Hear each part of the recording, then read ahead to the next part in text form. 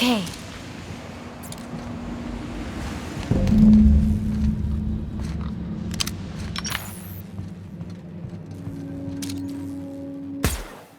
Some.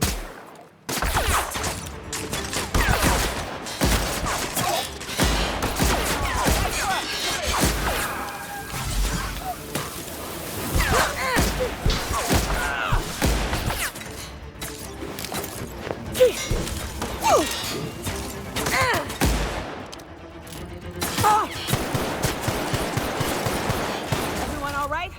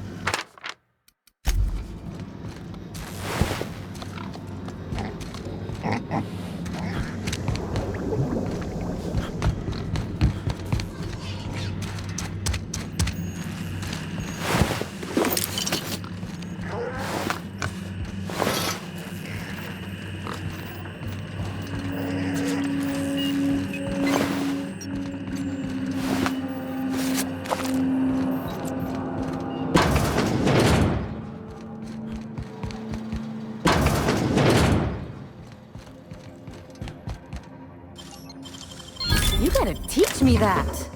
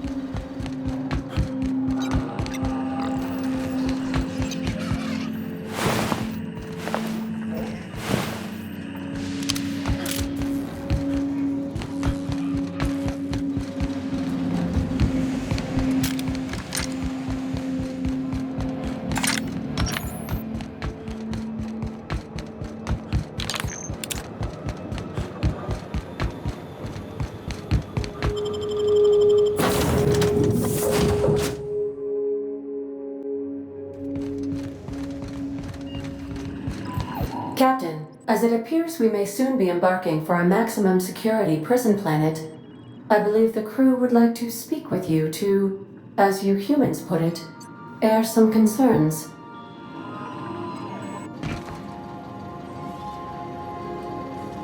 Doc Wells never hurt nobody.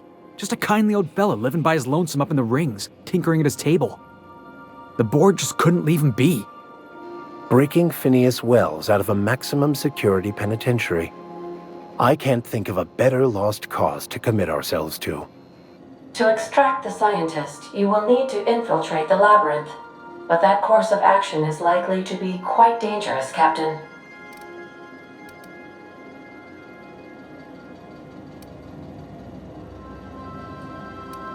I am programmed to warn you whenever you exhibit inclinations toward risky behavior. Breaking into Tartarus will not be easy. Getting in is the simple part. It's getting out again that's the trouble. Trust me, I know. Let's just do it. Kick down some doors, grab Doc Wells, and cut a path out. We don't need a plan. We got guns. If you really mean to do this, you should see to your final affairs and close out any unfinished business. Once you sneak into Tartarus, you may be there a while. Or permanently.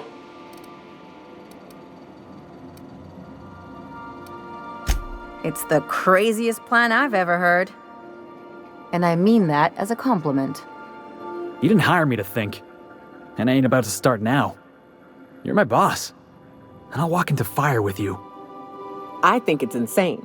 But maybe the colony needs a healthy dose of insanity right about now. I know it's dangerous. And I won't lie and say I'm not scared out of my wits. But I couldn't live with myself if we didn't do something. You're asking for more than bravery from us, Captain. But there are worse ways to go than dying for a good cause. I'm in.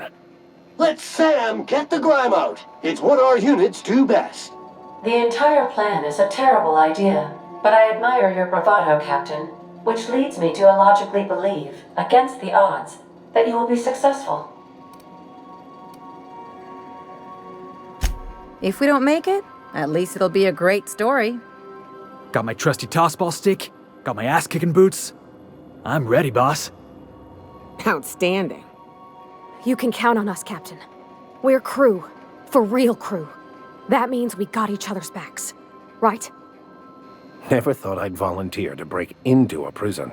Seems like your tendency towards risky behavior is rubbing off on me, Captain. Command not recognized. Waiting on your command, Captain.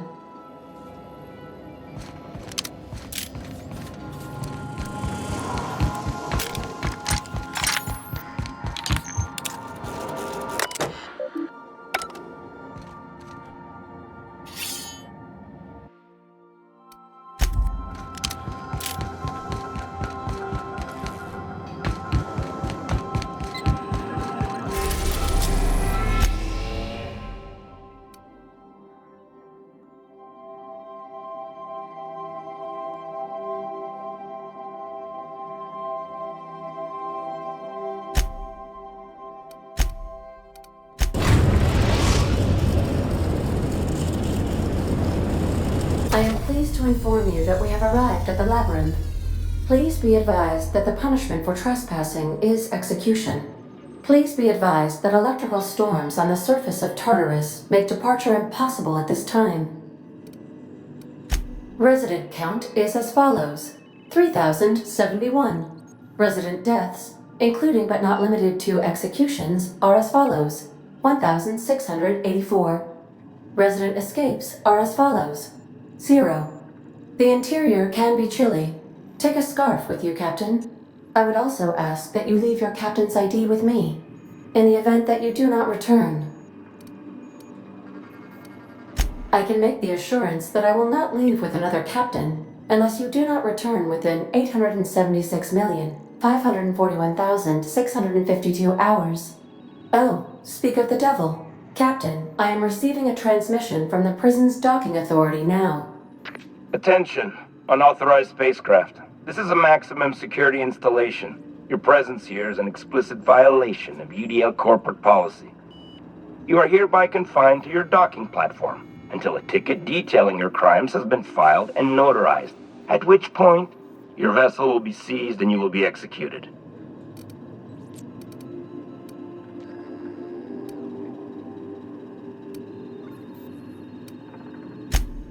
I'm sorry, you people? Did you just cast a generalization on upstanding UDL employees? That's a fine of 200 bits. You're up to 5,708, not including the cost of your execution and the disposal of your remains, which will be assessed posthumously. All right. I'm feeling generous. I'm transmitting the idea of a productive, law-abiding employee so you can see what one looks like before you die. Anyway, Tartarus Docking Authority signing up. Hang on. Another ship just pulled into your dock. Wait, is that from the Groundbreaker? What the? Pay no mind to that. Just have a pleasant day. Transmission terminated. Biometric ID received. Transferring data to external cartridge. How can I be of assistance?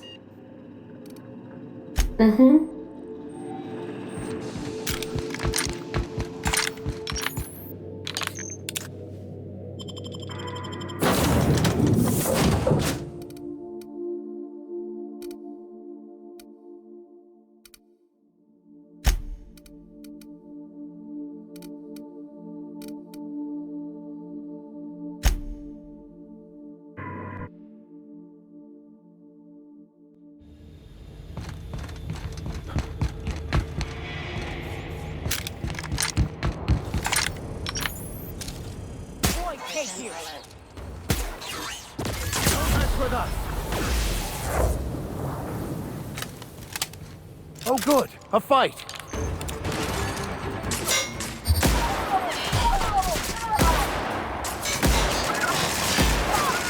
That's the last of them.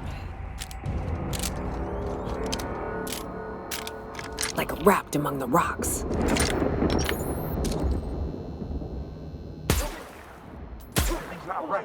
Here we go.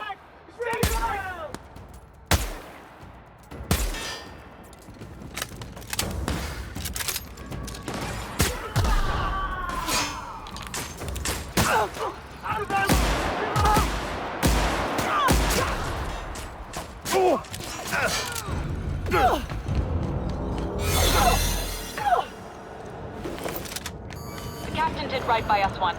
Now it's our turn. The board will never own Groundbreaker. Not while I breathe. Push on, Mardats! Carry on.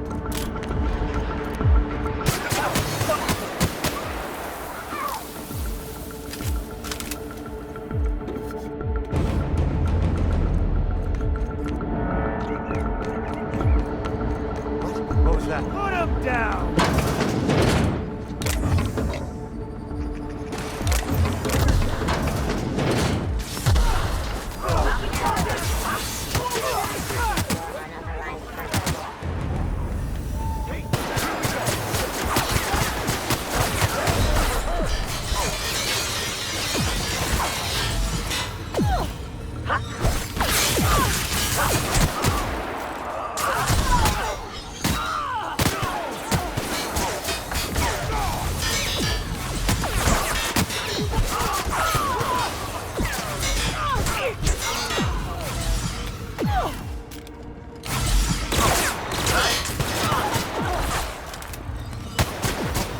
Captain!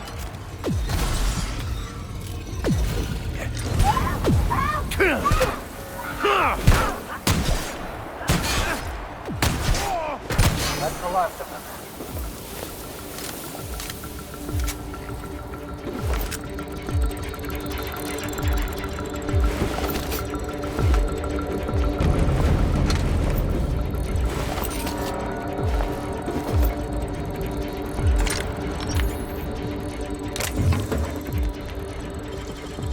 Great work.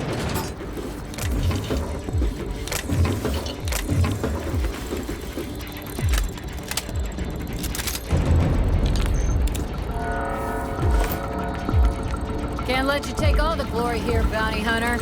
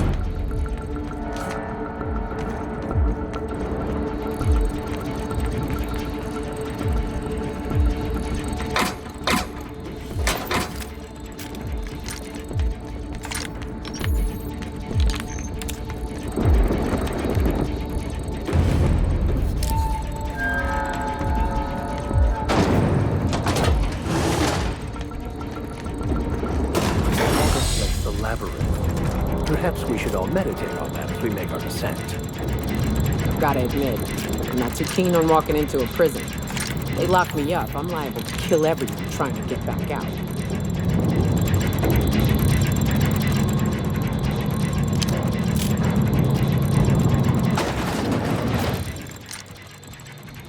I suppose it would be too late to back out now, huh? Fear not, Captain. I'll watch your back.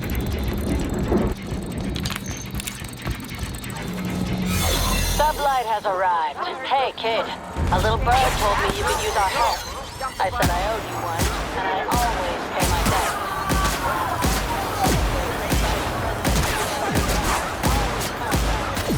Go bust some heads.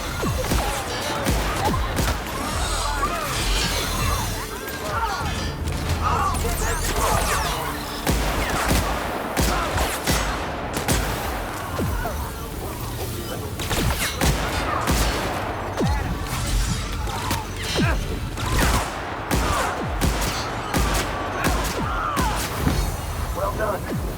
We're still alive.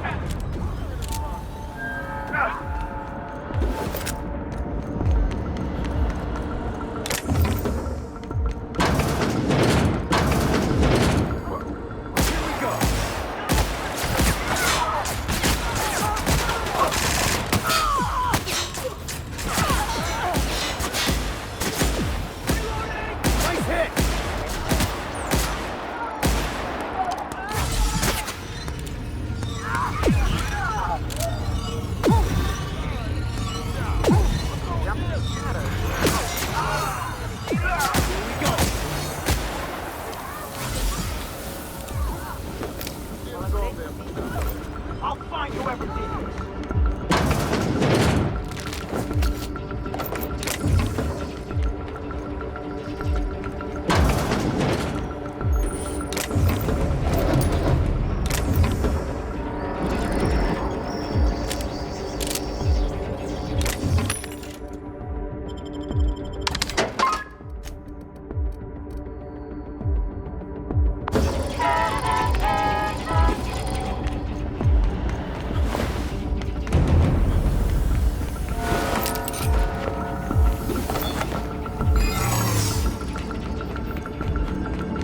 Here they come!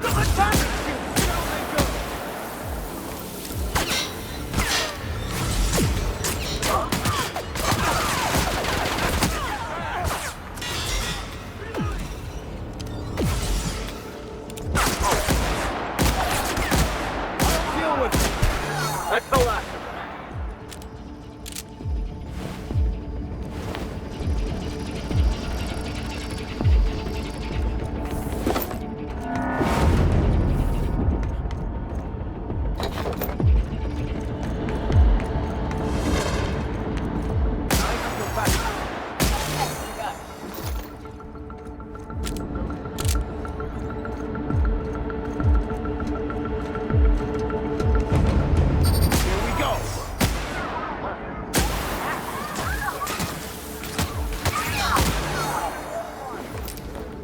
I ought to string up your corpse.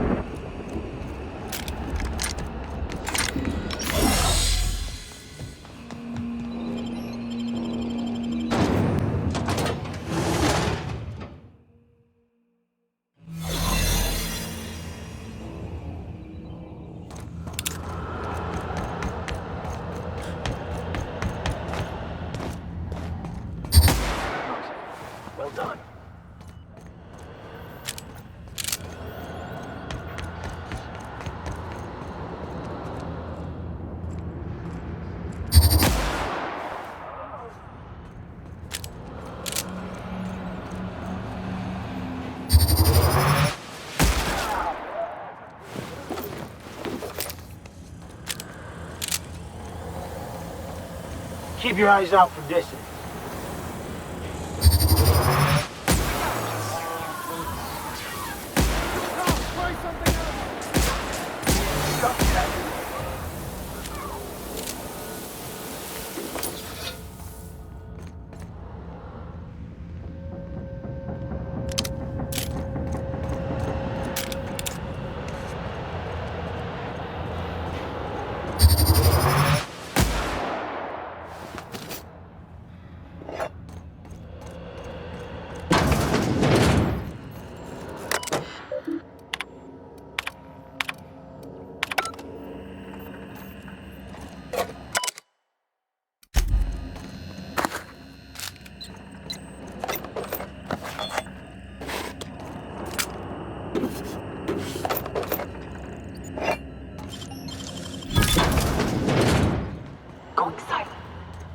This is like a bad dream I once had.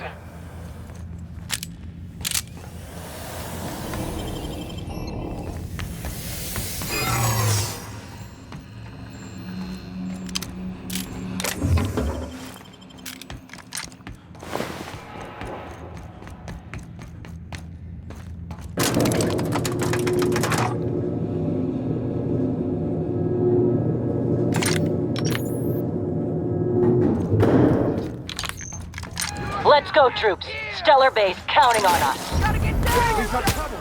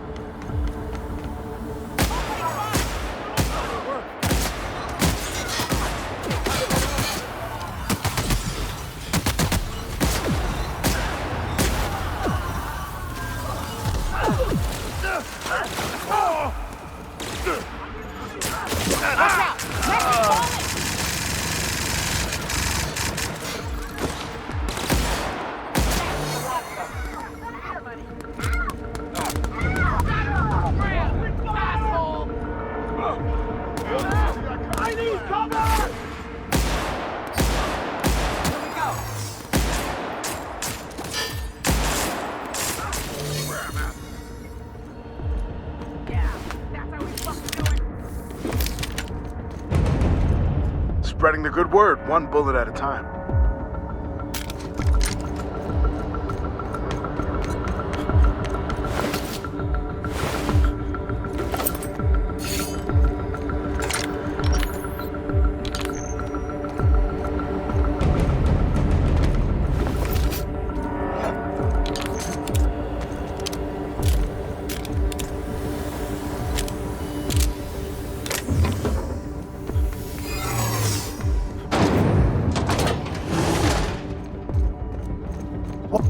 Are you new here? I didn't think we were hiring more staff. Whoa, nothing. I was just asking. I was gonna welcome you aboard. Okay. All right. Don't mess with us.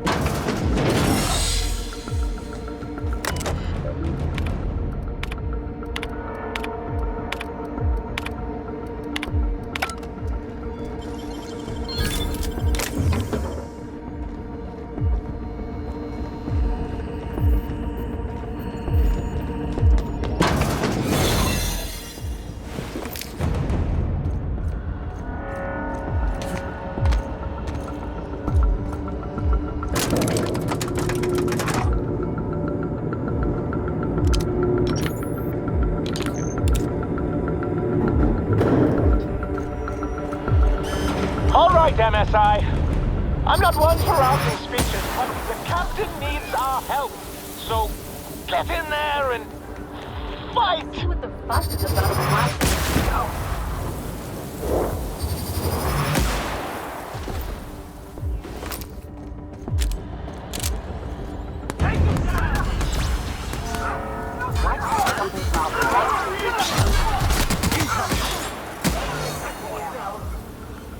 Something's wrong.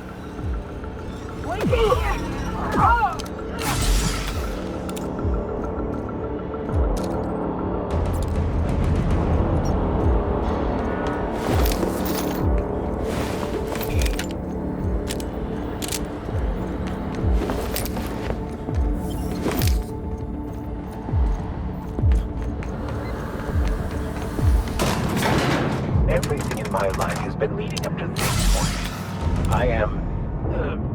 I believe I am ready for this. Take a breath now, folks. Once we're up there, I suspect we ain't gonna have time to stop shooting. After all you've done, all the work you've destroyed, all the money you've cost me, your misguided crusade has doomed Halcyon. That crackpot's plan is ludicrous. We have steps, action items, budgets, and reports. All he's got is a guilty conscience and lofty dreams. In any other circumstance, I'd admire your boldness. In this one, however, I have only 2 words for you. Fuck off. No call for... You unbelievable bastard! Sophia should be the one wasting her time with you, but you killed her. I'll have you hanged, quartered, bankrupted. Thankfully, you're in a prison already. Find the nearest cell and wait until I'm done here. Then I'll drag you to the executioner myself.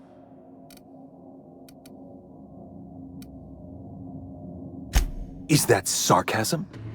Do you know what I do to people who employ the lowest, most base form of humor? I fire them. Alas, as you are woefully unemployed, I'll have to do the next best thing and have you killed.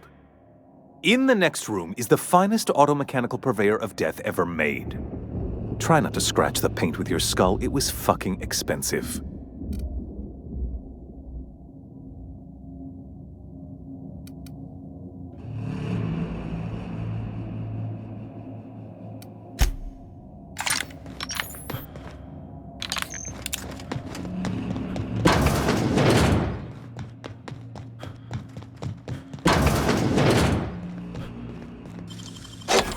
Done.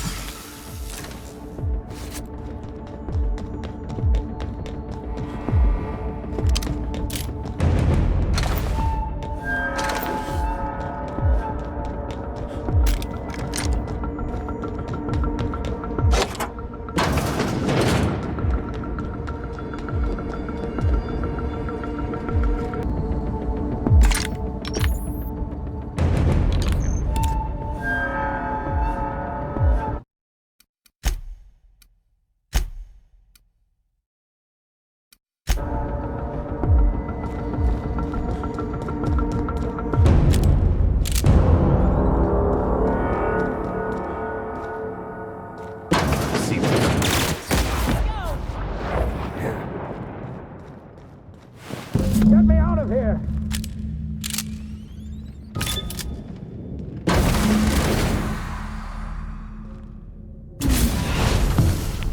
You don't know how glad I am to see you.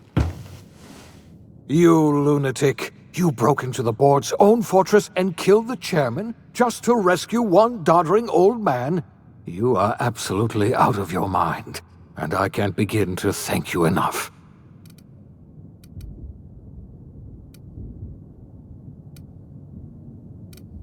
Ha! All in a day's work for you, huh?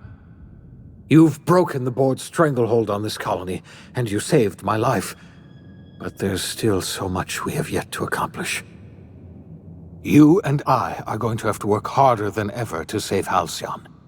I'm afraid the situation is far worse than any of us ever anticipated. I would like nothing more than to celebrate this victory, but we have a serious problem on our hands. Earth has gone dark.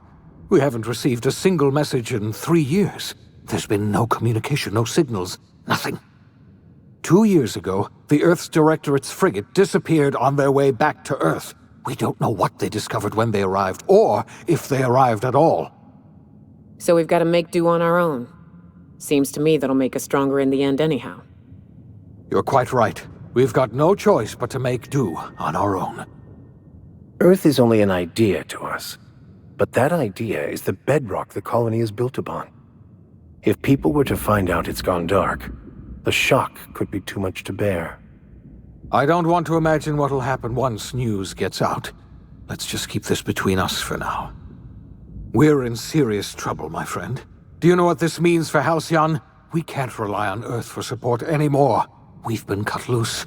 We're entirely on our own. Yes, we do. You've done a marvelous thing. You've succeeded where anyone else would have failed, including me. We must begin the revival process immediately, starting with the Hope's brightest minds, and then we're going to fix this damn colony, one problem at a time. We're going to need a leader, and I can't imagine a better person for the job than you. What do you say, old friend? Will you help us?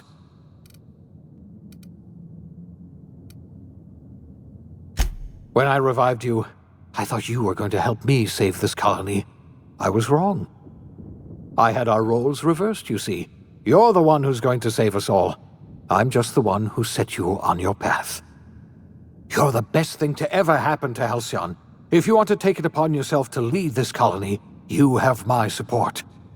We're not a colony any longer, are we? Our last connection to Earth has been severed, and so we have been set free. Our future is uncertain, and no one knows what tomorrow holds. Exciting, isn't it?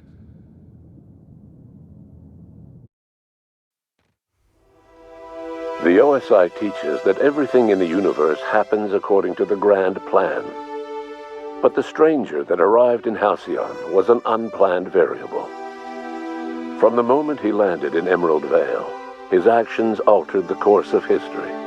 The events on Tartarus brought about the end of the board's authority. But the board's mistakes would haunt the colony for decades to come. The damage they left behind would require the work of a generation to repair. Dr. Phineas Wells began reviving a handful of the Hope's colonists. Engineers, scientists, technicians, and intellectuals. They were among the brightest minds the Earth had ever sent out into the stars. The Hope scientists and engineers woke up in a colony descending headlong into total collapse. With no way to return to Earth, they had no choice but to band together and devote themselves to the cause of saving Halcyon. The people of Halcyon were nothing if not hardy. In the absence of the board's authority, many of the colony's settlements banded together with a single purpose in mind: survival. Life was especially hard in the years to come. Some towns dissolved by attrition and starvation, but most of them found a way to carry on. In the years to come, Halcyon was forced to reckon with its newfound freedom. The board was gone, and for better or worse, the colony was responsible for its own destiny. Between MSI's worker-centric policies and the iconoclast's manpower, Sanjar and Zora were able to rally many of the Terra 2 townships to their cause. MSI's workforce swelled, and the iconoclasts enjoyed a significant surge in their ranks. The board was too distracted by infighting and internal politics to stop MSI from becoming a powerful corporation and a refuge for townships that might have fallen through the cracks. Bolstered by her status as savior of humanity, Lilia Hagen ushered Sublight Salvage to a new golden age. Her company grew bolder and more transparent over time, muddying the line between lawful and criminal for the entire colony. The Sublight family would thrive for years to come. Adelaide McDevitt replaced Reed Thompson as the leader of Edgewater. She and her followers transformed Edgewater in their image. Anyone loyal to Reed was pressured into leaving town, and those who stayed behind adapted to her way of life. Adelaide transformed the old cannery into a new garden. The nearby Edgewater Cemetery provided a convenient source of fertilizer. Under the leadership of Junlei Tennyson, the Groundbreaker held firm against corporate influence. The ship's mechanical stability gave Junlei the time to educate a promising generation of engineers schooled in her family's traditions. The future of the Groundbreaker looks promising. The rediscovery of the Hope and the abandonment of the Lifetime Employment Program forced Byzantium to come to terms with some uncomfortable realities about the state of Halcyon. While Byzantines were reluctant to surrender the luxuries they'd grown accustomed to, the board's diminished authority gave them little choice in the matter. Nearly everyone had to learn to make do with less. Some even had to get jobs. It was a dark time indeed. The Rizzo's company in Halcyon dissolved after the collapse of the board. Needless to say, the launch of Spectrum Brown was indefinitely delayed. A stockpile of Spectrum Brown remains buried deep beneath the ruins of the old distillery, abandoned to time and attrition. With the dissolution of the board, Ruth Bellamy found herself without the two constants in her life: Byzantine culture and her sister Belinda. In the face of this new reality, she struggled to find a direction for her life. The colony had moved on from Halcyon Helen and would require new heroes in the years to come. And so Ruth Bellamy decided it was time to exit stage left. She quietly disappeared from public view. The dissolution of the board did not mean the dissolution of the ambitions of Cedric Kincannon, the charismatic leader of Sublight Underground. Cedric offered slugs transportation services to the newly thawed colonists and set to work ferrying resources and food wherever they were most needed. For better or worse, slug headgear became fashionable in the following years. As the board began to disintegrate, Spencer Woolrich found himself at a crossroads. Cling to what little stardom remained to him, or help usher Halcyon into its new future. To the surprise of many, perhaps himself most of all, Spencer chose the latter option. Having learned a variety of different skills in the many different roles played throughout his lengthy career, Spencer founded a radio serial dedicated to staying alive despite the odds. His subjects included how to survive violent encounters with only grazing wounds, dispense pithy one-liners for tense scenarios, and, of course, how to look good doing both.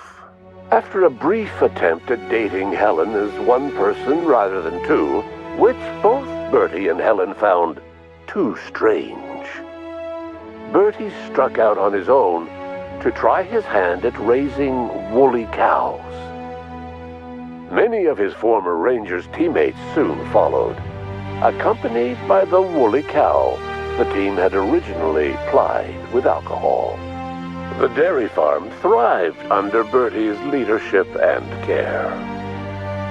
The Dairy Rangers privately believed that the woolly cows softened Bertie's temper considerably, although the only one brave enough to say this to his face was promptly headbutted. Due to the board's dissolution, Many of the Prophet's old customers no longer found quite the same value in productivity seminars that they once had. With her business drying up, the Prophet chose to take her followers down a new path. Months later, salvagers on Eridanos found clues leading them to a seemingly abandoned bunker out in the wilderness. Inside, they discovered horribly mangled corpses, sacrificed to a blood-scrawled portrait of a sprat-headed deity. The Prophet was not among the bodies. Your influence shifted Ellie's perspective. She finally admitted, albeit grudgingly, that she just might need other people. Sometimes. With a steady income from the life insurance payouts, she was finally able to afford a ship of her own. She hired a small crew and flew supply missions to communities on the fringe. Some of them were even legal. Life in Halcyon was sobering for Felix Millstone. The grand revolution he dreamed of never came. There was no great awakening for the colony, no celebrations in the streets. There was only the hard, desperate work of trying to repair a broken colony. Felix never had a head for numbers, but if there was labor to be done, he was there to help. Eventually, Felix realized that the work of a revolution was done with two hands. As much as he enjoyed his adventures aboard the Unreliable, the vicar, known as Max, eventually decided that it was time to move on, to live out the life he had sought so long to create. He knew there were many in the colony who carried burdens much worse than the ones he had struggled with, and he devoted himself to easing their suffering wherever he could. He only ever took up arms again to defend the defenseless. Unshackled from a lifetime of striving and fighting the universe and himself, Vicar Maximilian de Soto was finally at peace. Once the matter with the Hope colonists was resolved, Junlei bashfully asked Parvati if she'd like to join her permanently on the Groundbreaker, and Parvati enthusiastically, if somewhat awkwardly, agreed. The stories of her adventures spread across the colony, and Parvati soon found herself the center of attention. Having served as the engineer of a renowned spacecraft, tramp freighters and wildcat miners sought her out by name, and in no time, she was a fixture in the Groundbreaker's mechanical ecosystem. She and Junlei were never far apart. Nyoka returned to Monarch to take another crack at making a permanent life for herself. She formed the Charon Group, a mercenary outfit of ragtag survivalists and wilderness experts. Anyone in need of a guide, or just looking to throw back a beer and swap stories, could find her camping on the trail or clearing an infestation. The SAM unit that accompanied you spread awareness of the product line's superior sanitation and maintenance capabilities across what was left of the colony. This led to a boost in SAM unit sales. Did you know that SAM units are the longest-lasting, toughest-acting cleaning solution in Halcyon? Minister Clark was released from house arrest, and his contact with you gave him a sense of renewed purpose and vigor. Once it became clear that no help would be coming from Earth, he threw his considerable efforts and talents into helping Halcyon manage the crisis before it. As for Dr. Phineas Wells, he spent his remaining years in his orbital lab. He eventually came to terms with his own past, and was able to forgive the mistakes of his younger self by devoting his remaining years to serving the colony. Dr. Wells was able to revive many more scientists and engineers than he first expected, thanks to the additional batch of chemicals you stole from the Ministry. Wells never forgot about the human lives that were lost in acquiring these chemicals. In the end, Dr. Wells was able to save every scientist and engineer aboard the Hope. Over the next decade, nearly all of the Hope's remaining colonists were successfully revived. Halcyon saw a period of rapid technological and scientific advancement. Breakthroughs in dietary supplements saved the colony from starvation. Geoengineering projects and social reforms began to change the structure and character of the colony. Dr. Wells laid the groundwork for the project to save the colony, but he would never live to see the fruits of his labor. He passed away a few years later. His work was carried on by the scientists and engineers he revived. Today, Halcyon has stabilized. The people of the colony work hard to adapt to their new circumstances. Nearby colonies send aid and supplies. Life will never be easy in Halcyon, but for the first time in its history, there exists a sense of real, genuine hope about the future. And what about you, the unplanned variable in the history of Halcyon? Long after Wells passed away, you carried on his work with more energy, determination, and brilliance than he could ever muster. The years that followed were hard, but Halcyon survived by the efforts of the Hope's most promising colonists, the greatest of which was you. No one knows what's happened to Earth, and no one knows what the future has in store for Halcyon.